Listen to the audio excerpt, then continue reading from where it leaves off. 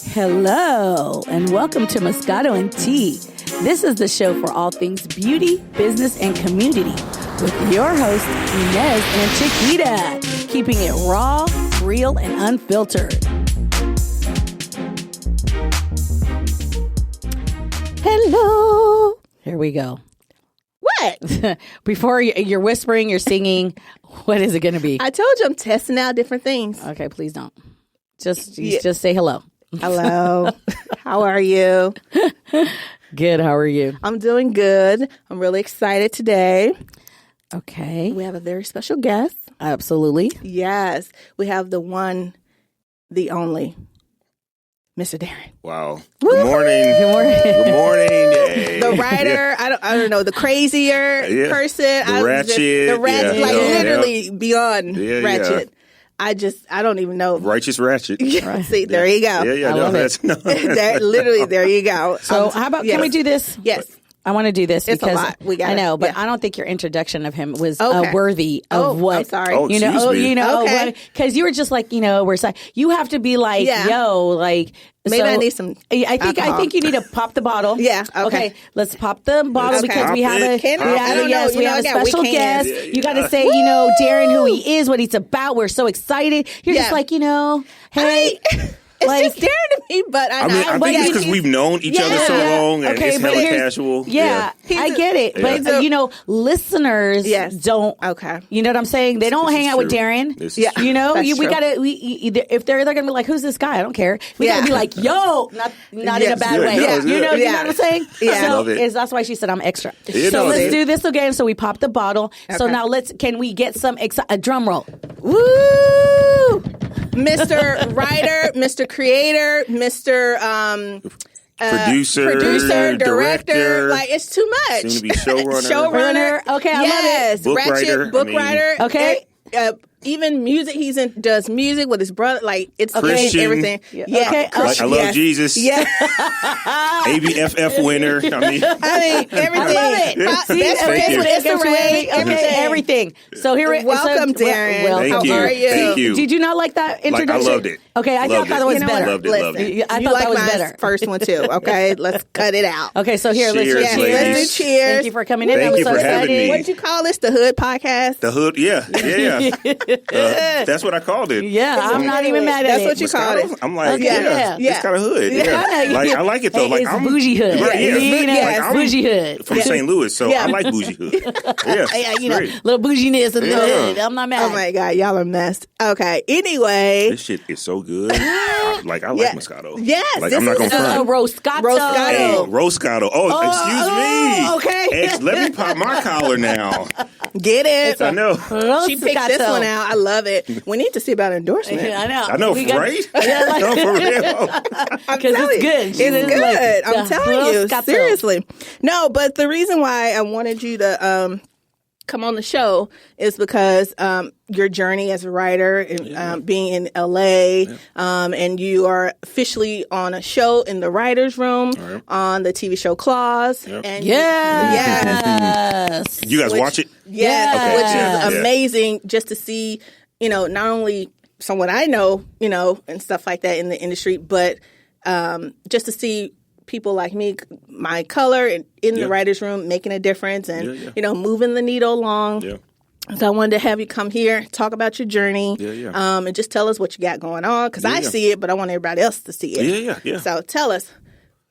I know you're from St. Louis, but let everybody else, tell them. No. So, born and raised St. Louis, Missouri. I've been out here in LA for about 11 years now. Like, I come from a huge family. Parents were married for almost 30 years. I got 3 brothers and a sister, niece, nephew, cousins, aunts, uncles. Some have been locked up. Some been sold. them. I mean, it's just no. We all know. Yes, we all know. Like, We I'm all like, know. Listen, like I real, send money to my cousin every month. Yeah. So believe me, I know. Yeah. Nice. Yep. So we met on the TV through our mutual friend Tabby, but also we both worked at BET.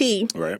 many years ago on College Hill when they had the reality show. Sure, yeah. Oh, you keeping secrets from here, okay? Yeah, throwback. I know, right? Yeah, College Hill days. Yes, we worked on that show. And you just have, been such inspiration to me, and I know our other friends and stuff like that. So what made you pursue writing? I mean, honestly, I have loved it since I was about 6 years old. I mean, like, I would watch like old movies with my grandfather, siblings, and I mean, I liked the kiddie stuff, but I really liked, things like Halloween and like Basic Instinct and Taxi Driver and watching like adult films at like 6 and 7 and 8, and I just really liked the story. Yeah. And in television. Right. So I would say, and I know it's going to sound horrible saying this, but the show that made me want to be like a writer is the original Roseanne. Now, I know that bitch is like racist and crazy now, but the like original show, like, it was hot. Like, because it showed people that was really, really poor. So, yeah. They So look like us. Well, they look like us, but it was like it was kind of nice to see like white trash. Yeah, like you know, rough people. We always see like black folks like in the hood in the ghetto, and so it's kind of nice to be like, oh shit, okay, so white people, there are white trashy people out there living it like, hey, I'm calling it like I see it. No, exactly. No, that's true. And now you're going to be, you are writing for the show Claws TNT. How did that come about? Yeah, no, honestly, ladies, it was a long journey. Like, I went to film school in St. Louis. I moved out here.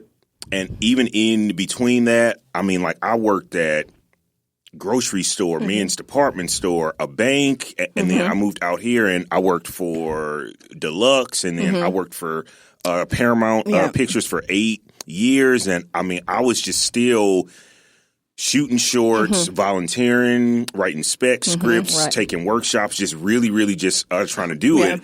And then finally in 2017, I won an award from Turner at the American Black Film Festival. Nice. Congratulations on that. Thank you.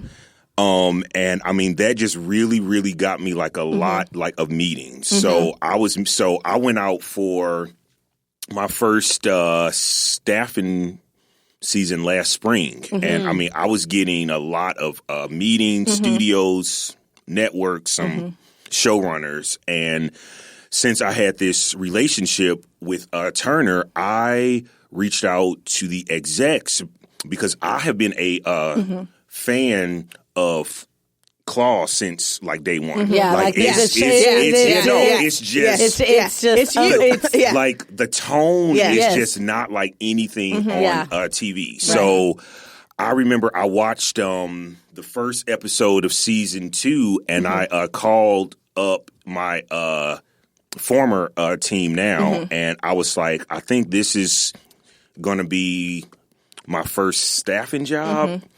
And that show's room is stacked. It is veteran writers. They have had writers on there who have won Emmys off of other shows. So it was, and the reaction from my team, they were like, oh, yeah, that would be a good show and we'll try. But like, it was really more like, nigga, please, you ain't getting on no Claws.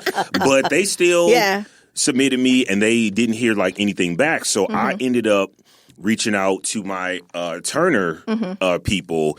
And they pursued the showrunner very, very hard. And I said, if they read me, I'm in. So they finally read my pilot that won the festival.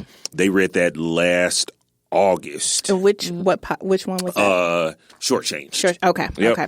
So they read that and they loved it. And what was funny, though, is that they were only like interviewing like upper level people. But we ended up meeting at the end of last August and we just really, really hit it off. And they loved my voice. And like a week later, I got a call and my team, they were like, you got claws. Like, nobody thought I would get the show. Yeah. Nobody did. Yeah. But it just kind of, Yeah. God is good, ladies. Yes. God is good. Yes, it is. Yeah, Yes, it is. So That's congratulations. Great. Yes, no, thank you. congrats. And Thank when you, does thank you. your episode, your premiere episode or? Yeah, so my episode airs Sunday, July 7th. Yeah. And it is directed by the wonderful Niecy Nash. Ooh, and nice. it is a hot episode. Ooh, I'm It's so a hot excited. episode. Very, very Yeah, I good. gotta put that on my calendar because I love that show. Yeah. Niecy Nash is Yeah. amazing. Yes. Love her. I mean, I can't even be mad. Like you Yeah. see that, you're just like, ooh, Yeah. bad bitches. Yeah. Yes, you know? How was it on set with actually seeing them read your words and everything? I mean, it was. Because I saw when you were flying out there and all that stuff. Yeah. I mean, honestly, ladies, I know it sounds like a cliche, but it was like a dream come true. And I mean, it was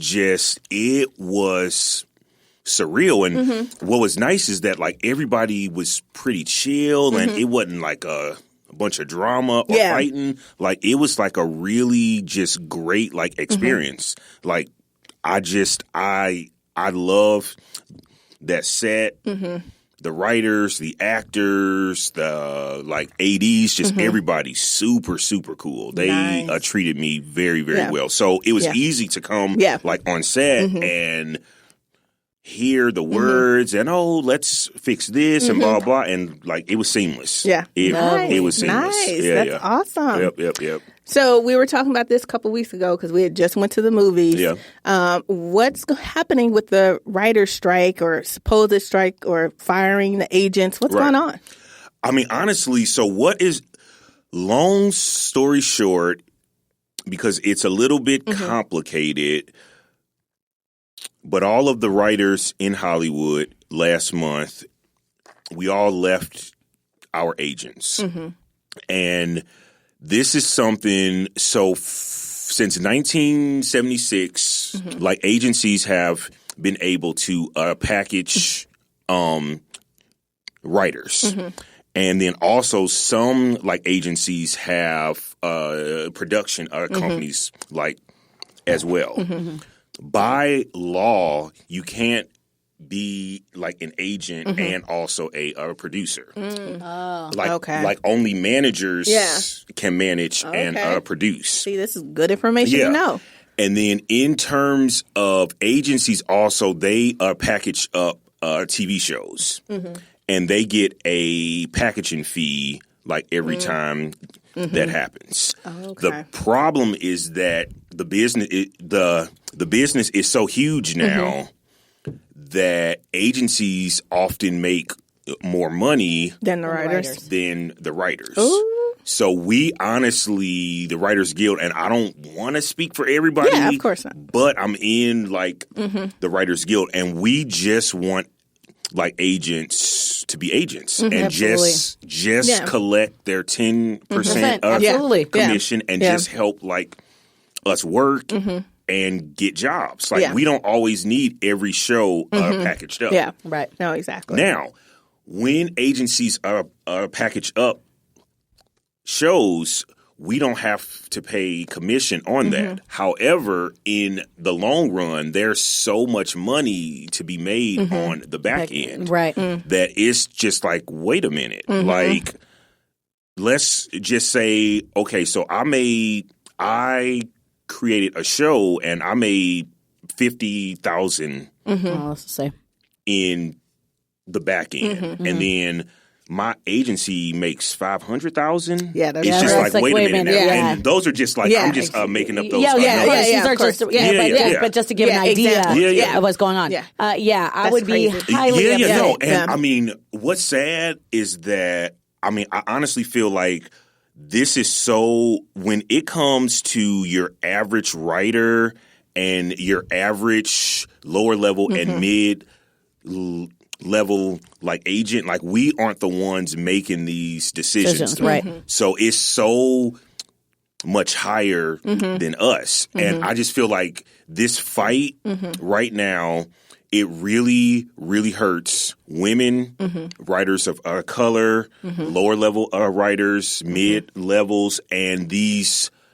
newer, younger agents that are working their asses off, and they aren't concerned with really getting things packaged up. They're just getting kind of being the clients on the show. Yeah. Like, I love my agent. Like, she is a young black woman who works her ass off. She worked from the ground up, and I hate seeing agents like her in This the situation. mix. Yeah. But I mean, we're fighting for something now that's going to be a benefit for writers that Down the come line. after us. Yeah. Right. So yeah, that's pretty much it. It's a pretty sticky, complicated situation. Yeah. I mean, it's kind of like a catch-22. You need the agent, but how much of that agent deserves all the credit for your work? Exactly. That's where it kind of goes in. It's like in any industry or any business. Yep. It's like, you're doing all the work, but somebody's getting all the credit. And then getting you're the one sitting there writing, you're the one, but somebody just comes in and goes, okay, I made this really pretty package, this is what it is, and I'm getting all the benefits, and I don't think that's right. I think, like you said, there can be a happy medium where everybody makes money, and everybody's supposed to be in their place. I mean, for all that, why you need an agent? You could package yourself and put it in and do it and get all the money. Do you know what I'm saying? I mean, at that point, I mean, the agencies have to look at this in a different way too, because at the end of the day, it's coming to the point where agents, PR people, all of that is going to be null and void. Social media is killing the fact that agents, what I was going to say, personal, I mean, how do you call it? All of the things that we needed, like your agent, managers, you could put your own stuff. You put your own stuff on social media, and they say for bookings connect me. I don't need 3 people as a middleman. So I think if agencies, because they are making so much, they really start needed thinking about these things in a way, because eventually someone's going to break that mold and be like, okay, this is how I did it, and I'm getting all the money. It's my work, my time, all of this. Not going to be needed. And so I think agents are still thinking of the 1950s, 60s, 70s, where social media and the presence of people being able to sell themselves was not up in the forefront. I mean, models, some models aren't even hired at high-end booking agencies. It's true. They're just like, they put their pictures out there. It's true. You like what you see, contact me. The next thing you know, they're doing runways and they're doing all kinds of shit without an agent. That's so, true. Yo, writers, agents, y'all better get your shit together. Because it's coming to a point where, or somebody, I'm just saying, or somebody's going to come out there and innovate and start like an Uber or a Lyft of agencies. Seriously. And it's going to be a problem. It's going to be a big problem. It's going to be a problem when they start doing all of that. Like, remember, everybody was always a taxi. Taxis were, somebody decided, you know what? We're going to give you, and now we're going to do a different end. And it's cheaper. It's cheaper. And they're making money. Except I only ride Lyft. Uber right now is doing all kinds of bullshit. I know, but, right? But that's my point. But at the end of the day, Uber invented something, somebody else took it, Lyft it, and now Lyft is doing something else. But I'm just saying, it's coming to that point where people are getting very creative and crafty. And I'm just saying, you mark my words, you're going to be like, bitch, you already knew. I was like, I can see the writing on the wall. It's crazy. Pun intended. I know. Writing on the wall. You're a mess. Oh my God, you're a mess. Oh God. Listen, it's a mess. I will say this. I think it's going to get resolved. It's just that I feel like it's going to be a major change. Before it's all resolved. Hopefully it'll end soon and get better. Well, we're going to take a break, and then we're going to come back with part 2 of Hot Topic. Thanks for listening. Take a little time to enjoy your brand of Moscato and tea with us every day. Subscribe, rate, and follow us on Instagram, Twitter, Facebook, and MoscatoandTea.com.